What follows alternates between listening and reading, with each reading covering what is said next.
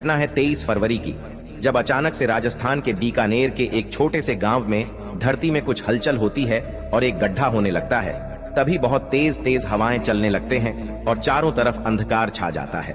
बिजलियां खड़कने लगती हैं और एक उड़ान तस्तरी जैसी चीज आकर राजस्थान के इस गांव के बीचों बीच गिर जाती है। इसके बाद वहां ठहरे सभी लोगों को पता चलता है कि वह उड़ान टेस्टी और कुछ नहीं बल्कि भगवान श्री कृष्ण का सुदर्शन चक्र है। दोस्तों, यह चक्र आखिर यहाँ आया कैसे और इस जगह इसके गिरने का क्या उद्देश्य था, ये सभी सवाल हर किसी के मन में चल रहे हैं। लेकिन जब से यह चक्र वहां गिरा है, उसके बाद से ही वहां की धरती में एक बहुत बड़ा गड्ढा हो गया है, जो कि हर घड़ी गहरा ही होता जा रहा है और वैज्ञानिक भी इसे समझ नहीं पा रहे कि यह हो क्या रहा है। तो आइए जानते हैं इस घटना की पूरी जानकारी के बारे में। लेकिन उससे पहले, यदि आप भी श्री कृष्ण के सच्चे भक्त हैं तो कमेंट में जायस श्री कृष्णा जरूर लिखें। तो चलिए सबसे पहले जानते हैं सुदर्शन चक्र के रहस्य के बारे में और इसके इतिहास के बारे में। दोस्तों, कहते हैं कि सुदर्शन चक्र एक ऐसा अचूक अस्त्र था कि जिसे छोड़ने के बाद यह लक्ष्य का पीछा करता था और उसका काम तमाम करके वापस छोड़े गए स्थान पर आ जाता था। चक्र को विष्णु की तर्जनी अंगुली में घूमते हुए बताया जाता है। सबसे पहले यह चक्र उन्हीं के पास था। सिर्फ देवताओं के पास ही चक्र होते थे। चक्र सिर्फ उस मानव को ही प्राप्त होता था जिसे देवता लोग नियुक्त करते थे। दोस्तों, पुराणों के अनुसार विभिन्न देवताओं के पास अपने अपने चक्र हुआ करते थे। सभी चक्रों की अलग अलग क्षमता होती थी और सभी के चक्रों के नाम भी होते थे। महाभारत युद्ध में भगवान कृष्ण के पास सुदर्शन चक्र था। यह सुदर्शन चक्र कहां से आया था और चक्रों का जन्मदाता कौन था? दोस्तों, चक्र को छोटा लेकिन सबसे अचूक अस्त्र माना जाता था। सभी देवी देवताओं के पास अपने अपने अलग अलग चक्र होते थे। जैसे शंकर जी के चक्र का नाम भवरेंदु, विष्णु जी के चक्र का नाम कांता चक्र और देवी का चक्र मृत्यु मंजरी के नाम से जाना जाता था। सुदर्शन चक्र का नाम भगवान कृष्ण के नाम के साथ अभिन्न रूप से जुड़ा हुआ है। दोस्तों, सुदर्शन चक्र ब्रह्मास्त्र के समान ही अचूक था। हालांकि यह ब्रह्मास्त्र की तरह विध्वंसक नहीं था, लेकिन इसका प्रयोग अति आवश्यक होने पर ही किया जाता रहा है, क्योंकि एक बार छोड़े जाने पर यह दुश्मन को खत्म करके ही दम लेता था। इस आयुध की खासियत थी कि इसे तेजी से हाथ से घुमाने पर यह हवा के प्रवाह से मिलकर प्रचंड वेग से अग्नि प्रज्वलित कर दुश्मन को भस्म कर देता था। यह अत्यंत सुंदर, तीव्रगामी, तुरंत संचालित होने वाला एक भयानक अस्त्र था। दोस्तों, परमाणु बम के समान ही सुदर्शन चक्र के विज्ञान को भी अत्यंत गुप्त रखा गया है। गोपनीयता इसलिए रखी गई होगी कि इस अमोघ अस्त्र की जानकारी देवताओं को छोड़ दूसरों को न लग जाए, अन्यथा अयोग्य और गैर जिम्मेदार लोगों द्वारा इसका दुरुपयोग हो सकता था। यह चांदी की शलाकाओं से निर्मित था। इसकी ऊपरी और निचली सतहों पर लौह शूल लगे हुए थे। इसके साथ ही इसमें अत्यंत विषैले किस्म के विष थे, जिसे द्विमुखी पैनी छुरियों में रखा जाता था। इन पैनी छुरियों का भी उपयोग किया जाता था। इसके नाम से ही विपक्षी सेना में मौत का भय छा जाता था। यह खुद जितना रहस्यमय है, उतना ही इसका निर्माण और संचालन भी। प्राचीन और प्रामाणिक शास्त्रों के अनुसार सुदर्शन चक्र का निर्माण भगवान विष्णु ने नहीं बल्कि भगवान शिव ने किया था। सुदर्शन चक्र के निर्माण के बाद शिव जी ने यह चक्र भगवान विष्णु को सौंप दिया था। इस संबंध में शिव पुराण में उल्लेख है कि एक बार जब दैत्यों के अत्याचार बहुत बढ़ गया था, तब सभी देवता श्री हरि विष्णु के पास आए और असुरों के संहार की गुहार लगाई। तब भगवान विष्णु ने कैलाश पर्वत पर जाकर भगवान शिव की विधिपूर्वक आराधना की थी और वे 1000 नामों से शिव की स्तुति करने लगे। वे प्रत्येक नाम पर एक कमल पुष्प भगवान शिव को चढ़ाते थे। तब भगवान शंकर ने विष्णु की परीक्षा लेने के लिए उनके द्वारा लाए 1000 कमल में से एक कमल का फूल छिपा दिया था और भगवान शिव की माया के कारण भगवान विष्णु को यह पता नहीं चला था। एक फूल कम होने पर भगवान विष्णु उस एक फूल को ढूंढने लगे। बहुत कोशिश करने के बाद भी वह फूल नहीं मिला। तब विष्णु ने एक फूल की पूर्ति के लिए अपना एक नेत्र निकालकर शिव को अर्पित कर दिए। दोस्तों, भगवान विष्णु ने तो अपने नेत्र अर्पित कर दिए, लेकिन भगवान विष्णु की भक्ति देखकर भगवान शंकर बहुत प्रसन्न हुए और भगवान शंकर श्री हरि के समक्ष प्रकट होकर वरदान मांगने के लिए कहा। तब विष्णु ने दैत्यों के संहार के लिए उनसे अजेय शस्त्र का वरदान मांगा। इस पर भगवान शंकर ने भगवान विष्णु को सुदर्शन चक्र प्रदान किया।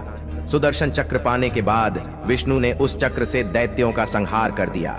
इस प्रकार देवताओं को दैत्यों से मुक्ति मिली तथा सुदर्शन चक्र उनके स्वरूप के साथ सदैव के लिए जुड़ गया।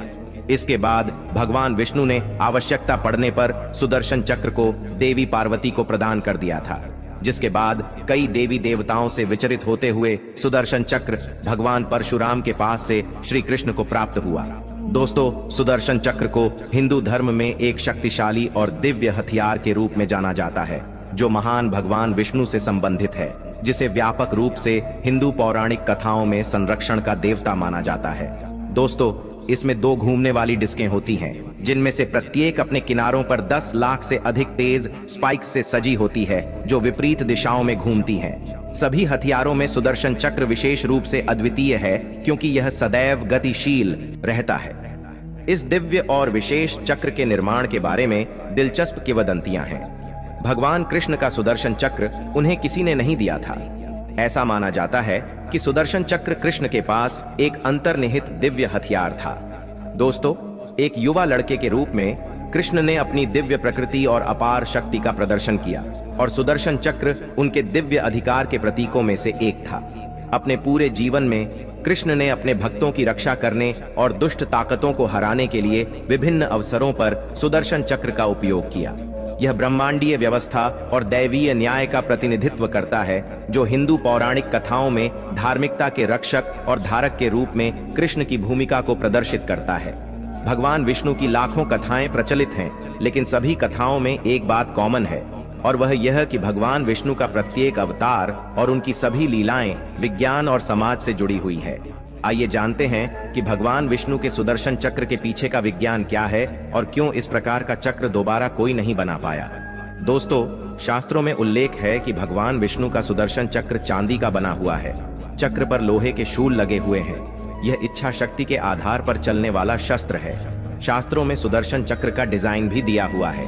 इसके आधार पर कोई भी इंजीनियर सुदर्शन चक्र जैसा दूसरा चक्र आसानी से बना सकता है, लेकिन आज तक ऐसा कोई नहीं कर पाया। इसके पीछे प्रमुख कारण है सुदर्शन चक्र का ईंधन। सुदर्शन चक्र तो बनाया जा सकता है, परंतु उसे उतनी गति से घुमाया नहीं जा सकता जितनी गति से भगवान विष्णु द्वारा धारण और उपयोग किया जाता था। शास्त्रों में इस बात का स्पष्ट उल्लेख है कि सुदर्शन चक्र को संचालित करने के लिए न्यूक्लियर फ्यूजन का उपयोग किया जाता है, जो प्रकृति में मात्र सूर्य के अंदर होता है। यही कारण है कि सुदर्शन चक्र जैसे घातक शस्त्र के निर्माण में चांदी का उपयोग किया गया, क्योंकि चांदी की इलेक्ट्रिक कंडक्टिविटी सबसे ज्यादा होती है। हमारा विज्ञान इतना तो संपन्न हो गया कि चांदी और लोहे का उपयोग करते हुए हूबहू सुदर्शन चक्र बना देगा, और उसे इच्छा शक्ति के आधार पर कहीं पर भी भेजा जा सकता है और वापस बुलाया जा सकता है। लेकिन दुनिया भर के वैज्ञानिक आज भी यह प्रयास कर रहे हैं कि किस प्रकार सूर्य के अंदर मौजूद न्यूक्लियर फ्यूजन का उपयोग करते हुए ऊर्जा का उत्पादन किया जा सकता है। तो दोस्तों, इस चीज से पता चलता है कि किस प्रकार से सुदर्शन चक्र का निर्माण हुआ और यह श्री कृष्ण के हाथों में आया। तो चलिए अब आपको इस घटना की जानकारी बताते हैं। 33 अप्रैल की वह रात जब संपूर्ण विश्व में खुशी का माहौल था और भारत में हनुमान जयंती का अवसर था, सभी बहुत खुश थे।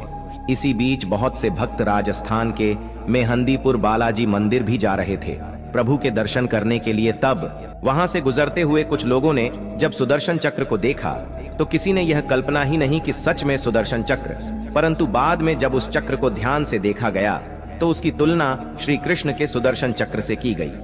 दोस्तों, इस गड्ढे से लोग कलयुग के अंत का भी अनुमान लगा रहे हैं। लोगों का कहना है कि शायद यह छेद इसी तरह से बढ़ता जाएगा और पूरी पृथ्वी को अपने अंदर ही समाहित कर लेगा। परंतु वहीं वैज्ञानिक तौर पर यह अनुमान लगाया गया है कि यह गड्ढा जिस जगह पर हो रहा है, यहाँ किसी जमाने में एक कुआं हुआ करता था, जिसके चलते यह गड्ढा अब अपनी जगह पूर्णतः कुएं के रूप में बना रहा है। तो मित्रों, आशा करते हैं आपको यह जानकारी अच्छी लगी हो, तो चैनल को सब्सक्राइब करें, वीडियो को लाइक करें और हमसे जुड़े रहें। धन्यवाद।